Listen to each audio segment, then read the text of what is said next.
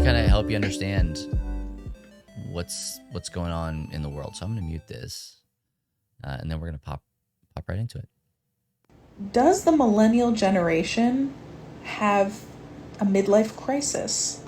This New York Times article really gets into it, and it is. The oldest millennials are in their early 40s, which, if you can believe it, is close to middle age, shockingly. Just one pull quote, because I feel like this explains us perfectly. I still feel like an imposter whenever I catch myself adulting, even though I'm a father and an attorney, says this 39-year-old person. Is this it?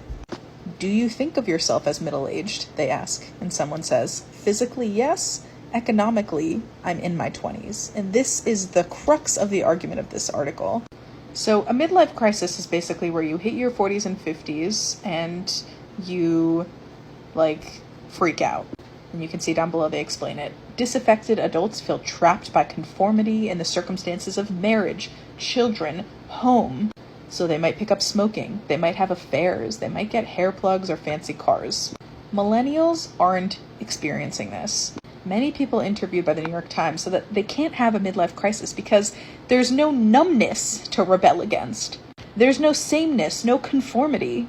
Rather than longing for this adventure and release that comes with hair plugs, affairs, or fancy cars, millennials are craving a sense of safety and calmness, which is something that they've not known.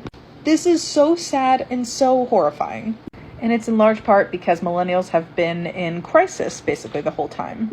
Quote, my whole adult life has been one long crisis. Career crises, education debt, IRA losing all of its value, childcare, fraying social fabric, wage pressures. For many of us, we have not experienced a moment of respite. We are always on the edge of losing it all. I find this quote really interesting. You're in a brand new life stage that hasn't yet had time to grow stale. Everything is delayed. We're in our 30s, and then we're starting to have a conversation around marriage or children, and we're finally, for many of us, in our late 30s or 40s, achieving job security, something that might have happened in people's 20s or early 30s in previous generations. It still feels too early for a midlife crisis. So what does this mean? Are millennials just going to hit a midlife crisis later, like in our late 50s or 60s? Someone says, that's a joke. Who has midlife crisis money? That's a boomer problem, not a millennial problem. We just increase our Lexapro. Will we ever have a midlife crisis? Will we ever get to a level of plateau where we can become bored? And one final quote here. My midlife crisis is probably me reckoning with these feelings of never actually feeling satisfied and having to figure out how to move forward. So the crisis is not about feeling too stable and too bored, but acknowledging you'll never be stable. Oh, God.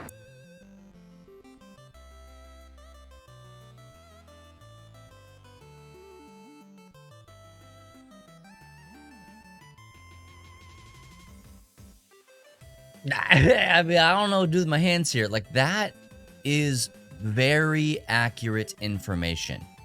Very accurate information. I felt this, and I don't know why. I don't know why. I started feeling this immediately, right out of high school. Right out of high school. I don't know what I want to be when I grow up. I don't know where to move, what to do, and it seemed like we were moving in this direction even before anybody knew really what was going on. And I still know Dodoy. I know plenty of people that are in that stage of life. I mentioned earlier, I'm kind of creeping into midlife area. I'm not really having a crisis. I'm not feeling that. And it made a lot of sense.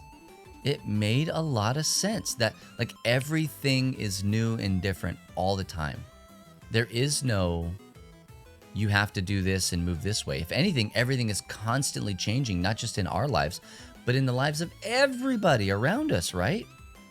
We have gone through the pandemic, where everything completely changed and anything you thought you knew about anything changed. Things could be done differently. It's so gnarly to me. We're seeing another market change. I told you about the rise in entrepreneurialism. Like the need to be a 9 to 5 at a corporate job, just not a thing anymore. We have more life coaches. We have more how are you doing kind of conversations and scenarios. Just crazy. Andy, hey, how's it going? Yeah, so accurate. Early 40s here. I'm telling you. Reedy says, not gonna lie, this is kind of blowing my mind. Just entered my 30s and still have no clue what I'm doing.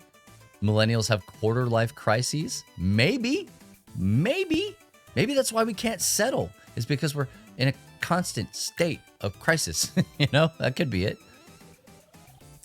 Oh yeah, at least he's still playing pretend, huh? The part about feeling like you're an adult, even though you're that you're not an adult, even though you're a mom of 2 teenagers and 40 describes you. Yeah, I'm gonna be real with you. Hey Patrick, what's going on, my guy? I'm gonna be real with you. This is legit. For me, I think that what helped or hindered and prolonged this feeling for me personally was we were in youth ministry for we straight out of high school into youth ministry and didn't have time to be an adult. We had no adults that were like pouring into us as other adults because they saw us as children, because we had just been children and now we're with children, and nobody really takes you seriously at all until you're in your 30s anyway, for whatever stupid reason. And so all of that being taken into account, literally Anna and I would look at each other and go, oh, we're not young. We're not. We're younger than other people, but we're not like them. We're way different than that. What do? We thought those were our people. That's a completely different generation. How do we deal with this? Oh, we got to go buy a house. We got to have a mortgage. Well, we got to learn about APRs. We got to fix our credit. We got to do adult stuff. How do we do that? Me, I had a huge problem with just spending money and not worrying about saving because I had no concept of the future, right? I just lived in the now. What do you do? How do you fix all that stuff? And I think that I honestly feel, this is my God's honest truth here. I honestly feel like our kids are going to be better at it than we were. And here's why. Let me tell you this. Not because of conformity, right? Like everybody has to do this thing, which I do think we're on a bell curve and it'll come back around. I think that we don't have financial stability yet. We're working on it. That being said, if you want to help us become financially stable, ! Bubba, lovethatnerd.com/Bubba. Love to talk to you about being on our partner team. But even though we're on the bell curve, and I think that it will kind of swing back in the opposite direction, I think our kids will be better at this because they will have an opportunity to know what what they could do in their life. We didn't have, we like I grew up, millennials, we all grew up in an era, if you're one of these, where there was no such thing as an apprenticeship. Yet internships, but I think internships are actually kind of hurting people a lot. I had a conversation with somebody a couple days ago. I don't remember exactly when it was, but I had to tell them, I'm like, hey, you're too old to be an intern. We need to get out of intern mindset and we need to get into, like career mindset. And we should have been out of that mindset a long time ago. And so like the idea that our kids are going to have the opportunity to learn vocational skills. I've been saying it for 100 years now. If I would have been given the opportunity in high school to do something vocational, maybe like a trade school, but Anna, like this STEAM Academy, like that kind of stuff, where they're able to learn skills that are going to be useful, right? And I don't want to say like math and science aren't useful. I'm not saying that. I'm saying it because I wasn't given an opportunity to grow in the areas that I was passionate in. I had to learn the things that school told me I needed to learn. He's budgeting right now in the 5th grade. That's fantastic. I didn't take a budgeting course until I was in high school. And the only reason I took it is because I failed the other math classes. Shocker that it didn't stick and I had a hard time with it. Oh boy. Let's go back and see. What are we talking about here?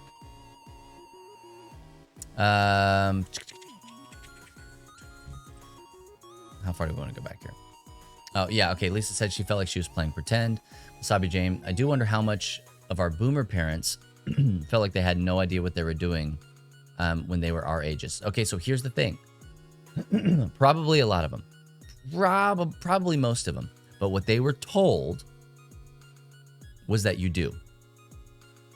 You either do know or you just do it. You do. Either way, you do, right? So it was a head down, moving forward kind of way. Which was also not super healthy, but it was what that generation did to get through things. Reedy says he's rewatching Rocky films a couple weeks ago, and there's a scene in Rocky 3 where Apollo tells Rocky, "You can't rewrite. You can't rewrite. You can't retire, man. We're only 34." As a boxer, you're literally getting beaten up for a living. A lot. He died a little inside. And you sit in your childhood bedroom now in your 30s. Reedy, I get it, man. I get that. It was a different time for sure. Wasabi says, I also have the theory that it's impossible for millennials to have 1, no college debt, 2, a job, and 3, a marriage, and 4, kids all at the same time. Yes. Accurate. That's all accurate. You can't have all of those. You actually just can't. Unless you're like, you got like oil money. Your last name is Barron or something like that. Mosaic says, I find that my wife and I are constantly talking about what our goals are at 55. We had the same as you. We started youth ministry, and as soon as got married, struggled to be taken seriously until our late 30s. Yeah, real talk. Real talk. And this is even like, it's depressing to think about, right? I wasn't really taken seriously. I wasn't really taken seriously until about a year and a half ago. People liked me, they could hang around, we could enjoy things, but until I became the CEO of Love Thy Nerd, I was not really taken seriously by people who I considered to be adults. You know, like it's weird. Like the people that we try to seek approval from. It really is. It really is. And so I've made it a life's goal of mine to help educate people through the power of transparency that yes, I am a CEO. But that's just freaking a CEO. It's just a title. I am learning a lot of this stuff as I go, building this plane in the sky. And I want other people to know you don't have to have it all together. You don't have to pretend like you have it all together. We are figuring everything out. I'm still learning. Being a parent is the craziest thing because it is the CEO status, Sean. It absolutely is. Here's the thing. Being a parent is crazy because I have a 10-year-old son. He's about to be 11. Everything is new. Everything is new all the time. I've never been the parent of an 11-year-old. So even though I've had a kid for 10 years, I've never been the parent of an 11-year-old. So that's a new thing that we'll do. And even when my younger kids get older, I've never had that kid at that age. So everything we do is new. If we think about it as mundane and we just stamp things onto other things, we lose it, man. We just lose it. So anyway, it's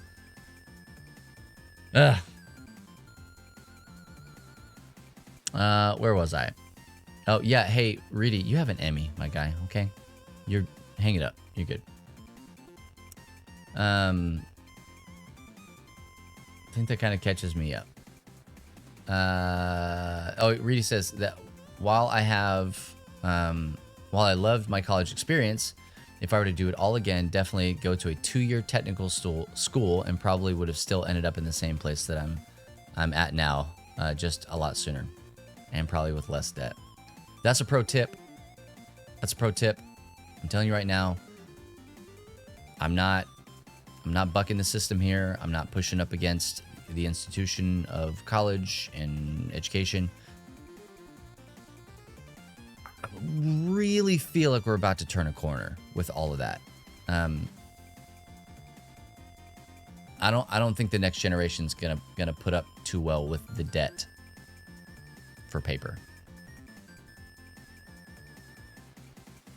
You can learn a lot of things on YouTube, not just from schmucks, but from people who have that paper. You know what I'm saying? So I will say this, in the job world, there are some places that want the paper. Won't even look at you unless you have the paper.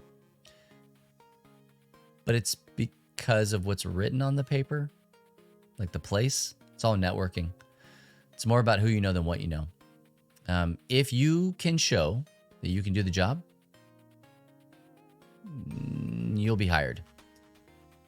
And if there's a place that won't hire you because you don't have the paper, that place is probably not doing super hot because that's what they're worried about. Womp womp. I have no college education. None. I take that back. I have just shy of 8 weeks in college. Look at me now, Mom. And that is kind of true of a lot of things in the world. I was reading a statistic. I wish I had it close to me. It's something like, 80% of like companies out there and organizations, their CEOs do not have college education. And of the remaining percentage that does, only 40% of those are from Ivy League institutions. And so that is scary and terrifying. And I'm one of those. I am a part of that statistic. But at the end of the day, I'm not living in that, right? I'm not living in that, well, I don't have to get better or do anything. I've stacks of books and podcasts and talking to people that are in places that have done this. I've mentors and colleagues that are moving through this in the same vein that I am to get better. Your education doesn't stop. Needing to funnel it through one area, I think, is problematic. I do think it is problematic. It's a systemic issue. It really is. And the debt is just going to be, especially with where the economy is going right now. Sorry, dude. I don't see it doing well. I think that those institutions are going to have to change their model in some way, shape, or form. Our friends whose kids are going to college now. Yeah, it's mind-blowing. Absolutely mind-blowing. Mosaic says, Anna, my friends, I feel like we're being... I feel we're the beginning of trying things different than we're at the beginning of trying things different than our parents. Yes. We discovered D&D, MTV started showing music videos. Cable TV was just coming out, and our parents didn't know what to do with this. Yeah, I was having this conversation with my wife just the other day. Our kids they are digital natives. They are. They've not known a life without the iPhone or the internet. We have known that life. Maybe not for long, some of us, but we did know it. They don't. They're digital natives. And everything just operates differently in digital space. And so, access to education is there. You want to learn anything about anything? It's on the internet. And you can go learn about it. Maybe you can't learn about it in the same way, obviously, but it's there. Lisa says that Elias, at 14, has said that he wants to do community college first, and then we'll decide about college. Of course, totally see him joining a band before he's 21. All right, well, there you go. And I'm like, yes, my dude, do community college first. Yeah, I mean, honestly, you don't even know what you're going to do at that point anyway. You might as well knock it out. If you're going to do college stuff at all, just knock out those prereqs, get your undergrad, then decide from there. Most places just need an undergrad for you to be successful anyway. I got in under the radar because of my skill set.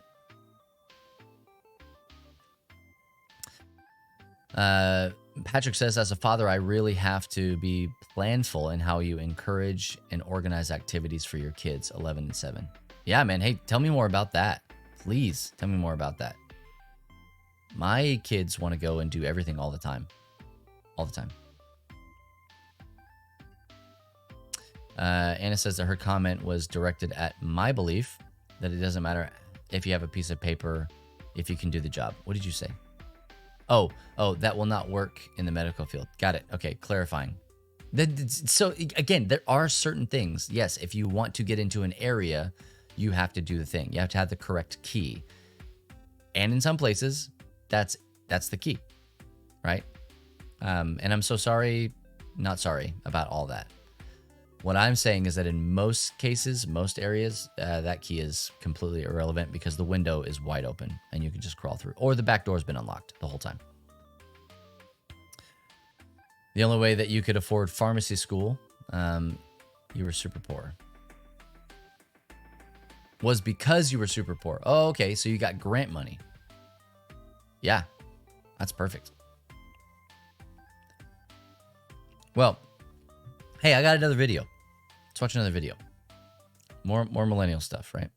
Millennials have a low tolerance for inefficiency. Thank God. So when you're like, please put that in triplicate, file it in 2 places, and then can you scan it and send me a picture? Millennials are like, you're holding an iPhone. No, I'm not doing any of that. Like, take your own phone out, take a picture of the document, file it in your own place. I wanted to go have impact in the world. And we're like, they just aren't willing to pay their dues. They aren't willing to enable you to stay dinosaur in your approach. And that's why if people have control issues, if they're command and control, they get nervous. Where are these people? Their butts aren't in the chair. How can they be working? My team can work from wherever they want. Don't miss deadlines. Be where you're needed when you're needed. And what I would tell you is that when I've done this, I lead less in my company. My strategic plans now, my people, it's like Shark Tank. They bring me their ideas. I sit back. I haven't thought of a single one. I shouldn't. I'm old. And they bring me their ideas. They pitch them. Their bonus is a percentage of what ideas I accept. Someone from my legal team, someone from my accounting team, some of my board members that are innovative. And we see the pitch. They came to me one day 3 years ago. Sai, give everything you do away for free. We're going to film everything. We're going to podcast everything. That's your business plan. We stopped charging for things. They're like, yeah, we're going to put it out on social media like Gary Vaynerchuk does. It's going to triple your business. Now, if that were left to me, I'd be like, that's ridiculous. They're like, no, Garth Brooks gives all of his songs away and everybody wants to see him in concert. I'm like, this is a stunningly ridiculous proposal. And I got outvoted and we did that and it's tripled our business. Yeah. So again, as a millennial,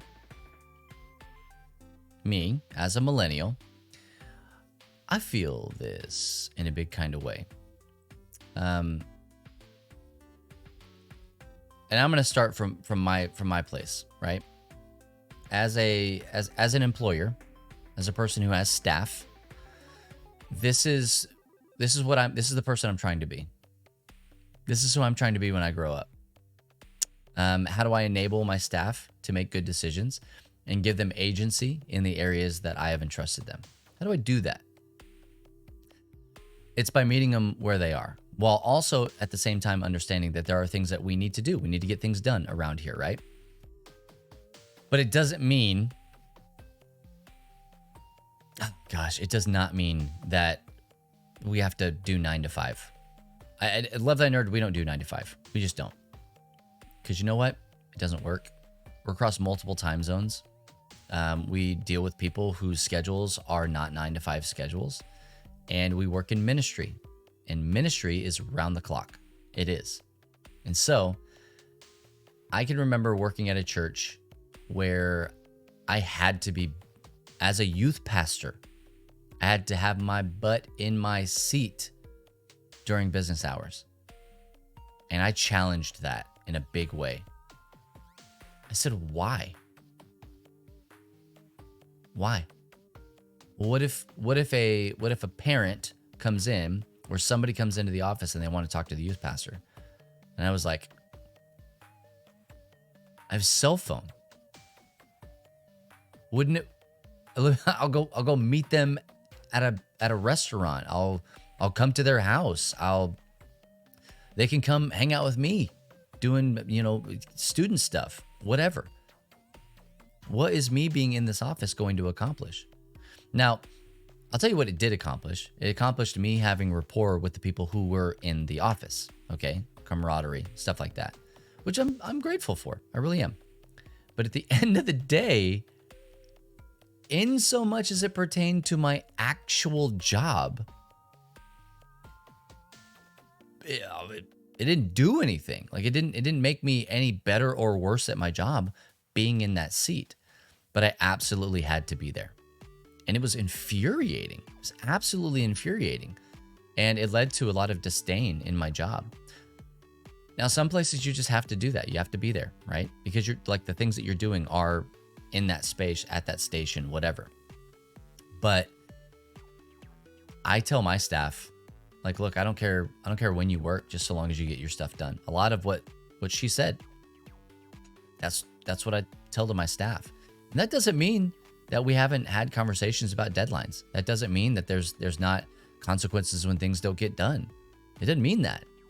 It means, hey, I'm going to give you the space to do the things that you need to do, because it's not imperative that you do them this way. There's tons of technology out there that even I don't know about, or maybe I do know about, but I don't know how to do it. Like, we're in the process right now of looking for a better way to fund missionaries, like a better platform to do it than the way that we do it right now, a better giving platform than we have currently. And so, like, I'm willing to embrace new technology and different ways of doing it. And I need other people to be smarter than me. A good leader will always have people that are smarter than them close to him. Always.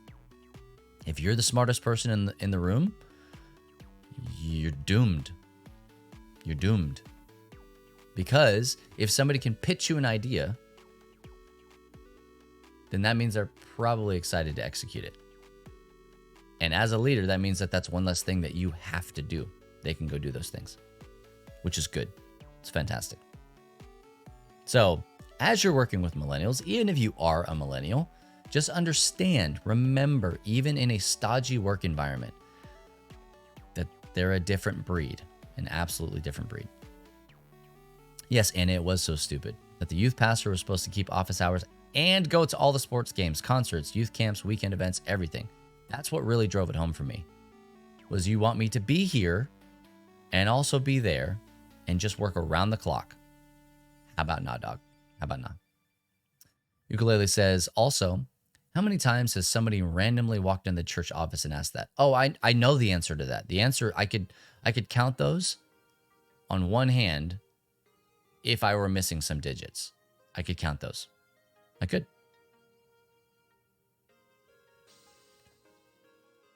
It did not benefit in that space. It didn't benefit. The times that I grew the most and that our ministry grew the most was when I was outside of the office. Easily. When I was inside of the office, you know what I did? I found ways to make use of my time while I was there. So I did design stuff for the church. I redid all the bulletins. I did all the announcements, did the website. Like, all that stuff was stuff that I did because I'm just sitting there. Like, there's nothing else that I can do. I mean, there's only so many hours a week that I can work on sermon prep for teenagers. You know, like, just a thing. Lisa says, I work in a 9-to-5 industry, but I have an amazing boss who allows me to work from home and when my hours allow, because he understands that I work when my kids don't need me and you get the work done. So he doesn't micromanage me. I think this person in this video we watched hit the nail on the head. you got control issues. You usually got control issues. That's the problem. If you need to lord over somebody like that, and I know this because this is me. This is the me that I'm trying to fix and be different.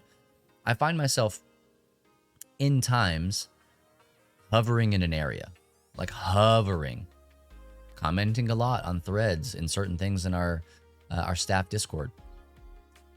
And then I'll like be, oof, I need to step back. Or if I don't realize it, one of my staff will tell me, hey, I think you're getting a little too in the weeds here. And then I step back. Not that we don't do it. It's that we're prone to it. Pandemic showed us that working in an office is not necessarily the best way to do it, and that more people can work from home than we used to think. Yep. And I think that there are benefits, like I said, about being in the same room and all that stuff. And I long for the time that I get to be, in an office space with Matt, right? But it's not about just like 9 to 5 being there. It's about, man, think of the things that we could get done if we were together, right? Because we need to be together to do things. You don't need to be together to do things. You don't need to be together to do things. It's not rocket science. Anna says, while also showing us that the thing that people value about the workplace is actually camaraderie and relationships. Absolutely. That's a good point. Just moved to Southern Indiana. Hey, it comes up frequently. None of the stars align. None of them align in any direction. And so we wait on the Lord. We wait on the Lord. All right, I got another video. That's several videos, actually. Got an email from the client and they told me I was fired. And not only was I fired, but they were happy to give up the £3,000 that they'd already paid me as a deposit in order to no longer work with me. So this might be the lowest point in my graphic design career, but weirdly ended up being the most defining. So a few years back, I landed this logo design client at a scary time in my life where I just decided to let go of a couple of regular clients that were paying me regular monthly income for things like flyers and digital banners. And I did that so that I could focus only on my logo design work. I had decent logos in my portfolio which helped me charge around $6,000 for this project, which was friggin' amazing. So I was sort of riding high when I collected their deposit and started work on 3 options for the client to choose from. I can't go into the specifics of the project, but the client had the word electric in their name, and they gave me what I thought was a pretty great brief with loads of creative freedom. And one of the options I presented to the client was this electric E that had this lightning bolt in the negative space between 2 extruded E shapes. And I thought I had nailed it with this one. But eventually the client came back and they said that they liked the style of the logos, but they weren't really representative of the company's values. Now, this was the first red flag. That's pretty unusual for a client to not like any of the concepts at all. But I went back to the drawing board and ended up presenting 2 more options. So that's 5 in total now, all mocked up in a beautiful presentation, weeks of work, and the client hated them. By this point, I was thinking in my head, I'll be the designer sock puppet. Yeah, you can put your hand up my ass and I'll just do what you tell me to do. But before I could even start the conversation about the 6th version, I got an email from the client and they told me I was fired. And not only was I fired, but they were happy to give up the £3,000 that they'd already paid me as a deposit in order to no longer work with me. I was mortified. Bear in mind that I've just thrown $4,000 a month down the. And now I've got a client so disappointed in my work that they would rather forego $3,000 than work with me anymore. So yeah, my confidence was in complete tatters. It honestly took me weeks to recover, second guessing everything I was doing and just having no confidence at all in my designs. Now, there's a line in the book Atomic Habits by James Clear, and it goes something like, when successful people fail, they rebound really quickly. Now that's taken a little bit out of context, but ultimately I had to take responsibility for that massive failure and move on from it quick. I hadn't asked the right questions and I didn't do my job. I didn't get what I needed from the client in order to make a logo that they would be proud of. Here's the silver lining though, and there's a few. A couple of months later, I submitted that Electric E logo into a book called The Logo Lounge, which is like this prestigious showcase of the year's best logos. And not only did it get accepted out of 30,000 entries, but they also used it on their outside bloody cover. So then I made a TikTok video bragging about getting into this book, and then that went viral, and my logo design business just exploded overnight, which then started a bidding war on that Electric E logo, which then led to me asking submissions from companies that might want to use it, which ended with me giving the logo away to an electrician called Chloe, and she's all about championing women in trade and giving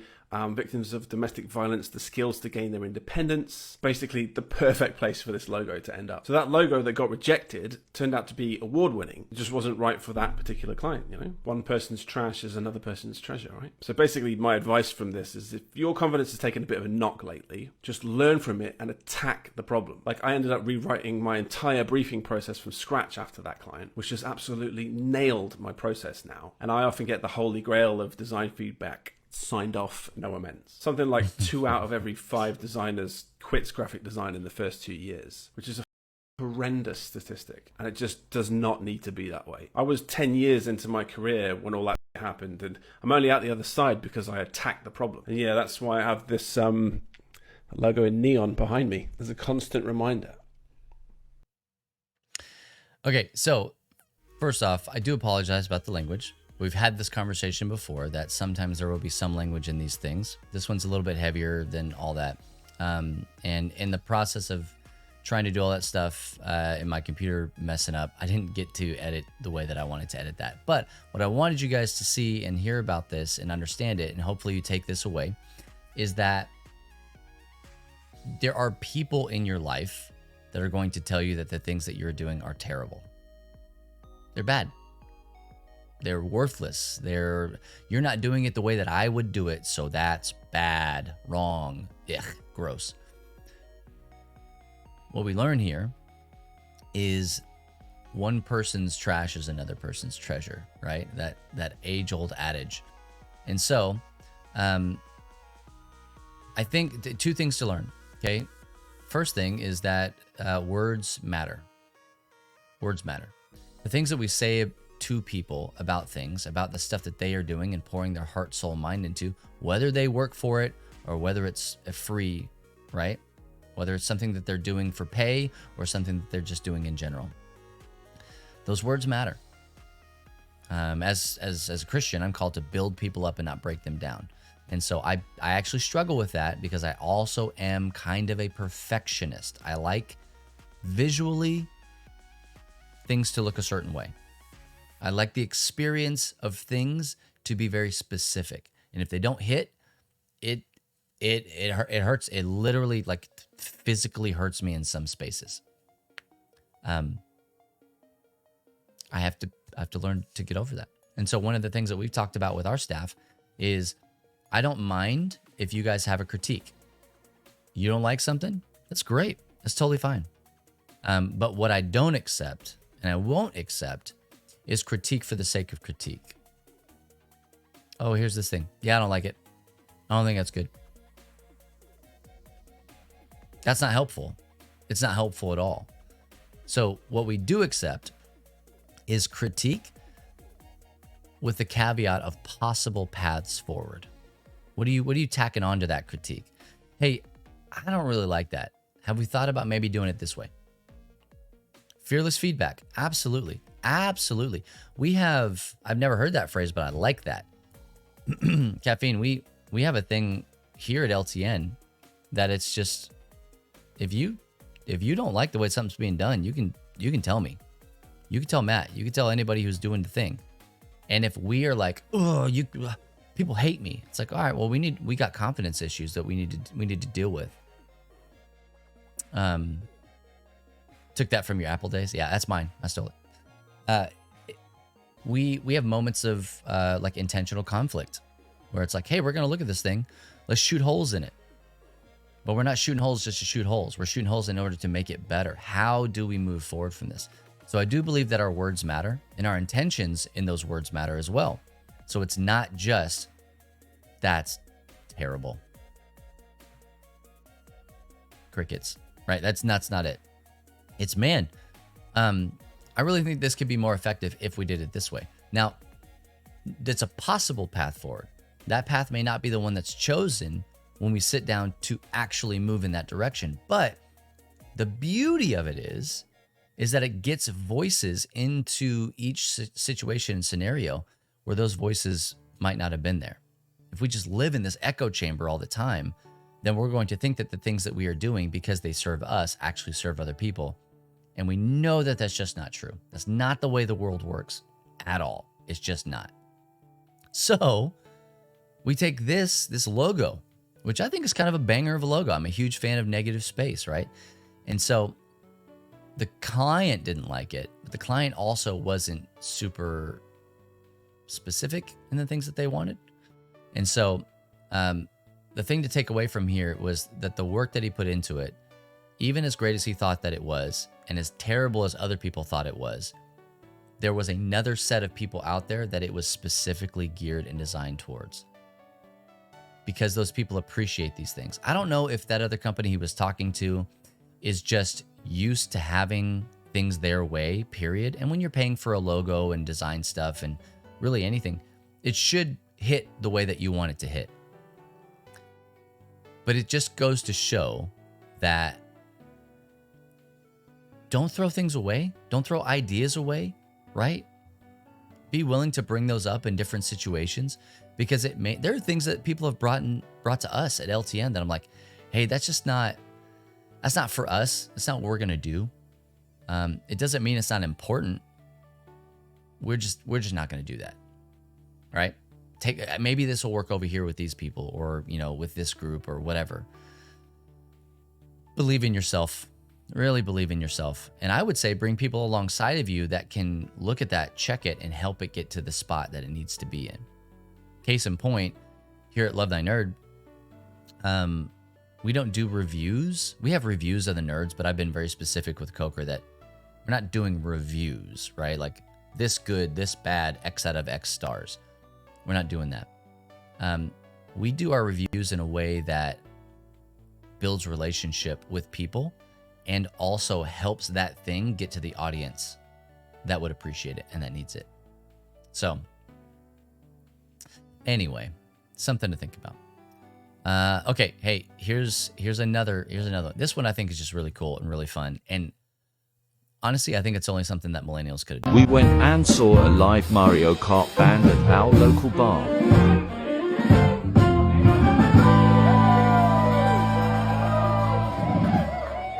Wait to see what happens when they get a star.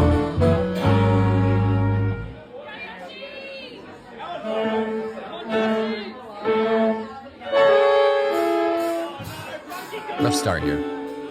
The band played the entire soundtrack live while people played the game. Star.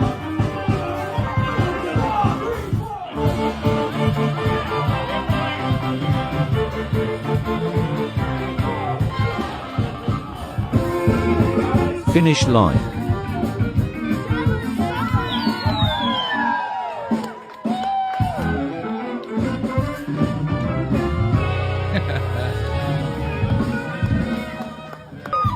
The Wii soundtrack slaps.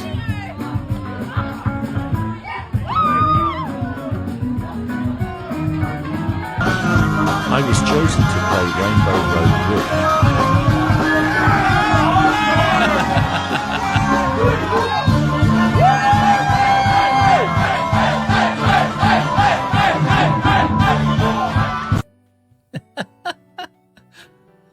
That's awesome, right? Like, man, I love that so much. I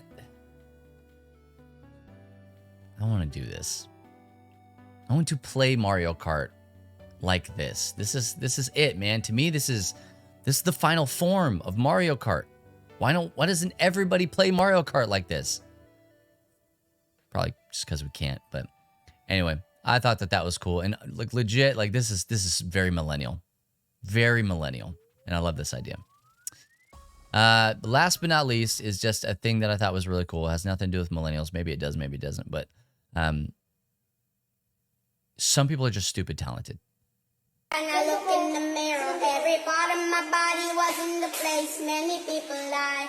I don't wanna act too high and mighty, 'cause tomorrow I may fall down now nothing. Lord, I thank you for sunshine, thank you for rain, thank you for joy. Thank you for pain. It's a beautiful day. Yeah. It's a beautiful day. Yeah. Lord, I thank you for sunshine. Thank you for rain. Thank you for joy. Thank you for pain. It's a beautiful day. Yeah. It's a beautiful day. Yeah. You know what? You might need to hear that again. Just somebody might need to hear that again. Are you thankful for today? And I look in the mirror, every part of my body was in the place many people lie. I don't wanna act too high and mighty, 'cause tomorrow I may fall down on nothing. Lord, I thank you for sunshine, thank you for rain, thank you for joy, thank you for pain. It's a beautiful day, it's a beautiful day, Lord, I thank you for sunshine, thank you for rain, thank you for joy, thank you for pain. It's a beautiful day, it's a beautiful day, It's a beautiful day. Thank you for sunshine. Thank you for rain. Thank you for joy and for pain. Man, that's good. In all of the things, I know that I personally try to give thanks. And you may not be a person of faith. And you know what? That's totally fine. It's not the point of this. I just share things about my life, things that I think are important, things that would help you become a better person, a better leader, a better follower, if that's the area of your life that you're in right now. Man, it's just good to know. Good to know. And I think that video is dope. Like, people, I say this all the time, people are better at a lot of things than I am at writing my own name. And that's one of them. Just being able to take that and turn that into music. Like, sing over it. It was already music, but like sing over it and do all the harmonies. Anyway, hey, I love you guys. And I thank you for just hanging out a little bit with me.